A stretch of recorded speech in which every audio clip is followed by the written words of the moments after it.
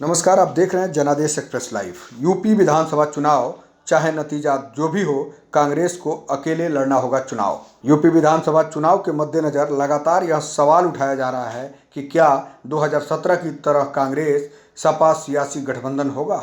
हालांकि कांग्रेस सपा गठबंधन की अभी तक कोई आहट नहीं है, क्योंकि दोनों दल चुनाव को लेकर एकला चलो की राह पर तैयारी में जुटे हैं।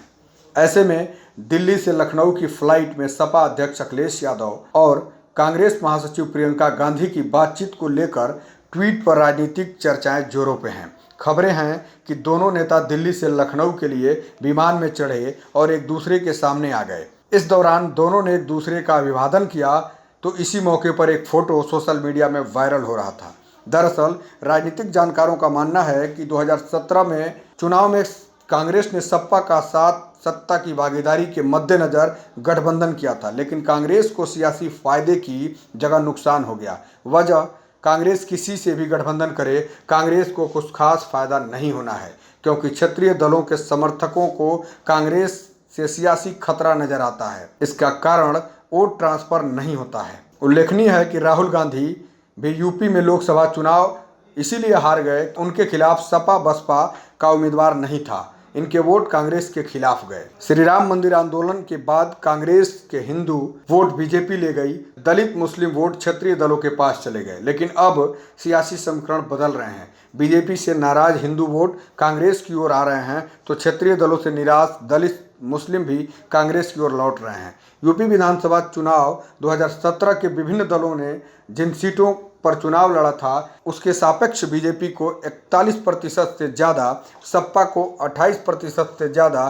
तो कांग्रेस और बसपा को 22% से ज़्यादा वोट मिले थे। मतलब 7% वोट का बदलाव यूपी चुनाव की सारी तस्वीर बदल सकता है। यदि कांग्रेस अकेले चुनाव लड़ती है तो कुछ प्रतिशत वोट भी ज़्यादा हासिल करती है, तो उससे दोहरा लाभ होगा। एक तो कांग्रेस यूपी में सरकार बनाने की निर्णायक भूमिका में आ जाएगी, और दो, लोकसभा चुनाव 2024 के लिए नतीजे उत्साह बढ़ाने वाले रहेंगे। याद रहे, कांग्रेस ने अगर यूपी में पकड़ बना ली तो मोदी सरकार बड़ी परेशानी में आ जाएगी, क्योंकि सियासी हंगामा कितना भी हो, यूपी, गुजरात, राजस्थान, मध्य प्रदेश जैसे अकेले आधा दर्जन राज्य ही जिसके दम पर केंद्र की सत्ता में आई। दक्षिण भारत और शेष राज्यों में बीजेपी के लिए कोई खास सियासी संभावनाएं नहीं है, तो पंजाब, हरियाणा जैसे राज्यों में बीजेपी के लिए अब सवालिया निशान गहरा रहा है।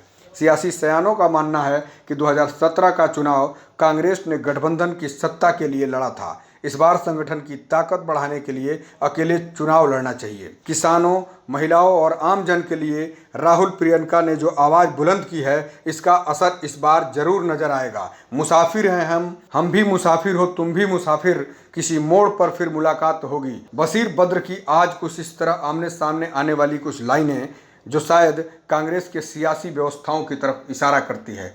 देखते रहें आप जनादेश एक्सप्रेस लाइव। मैं अभय कुमार, नमस्कार।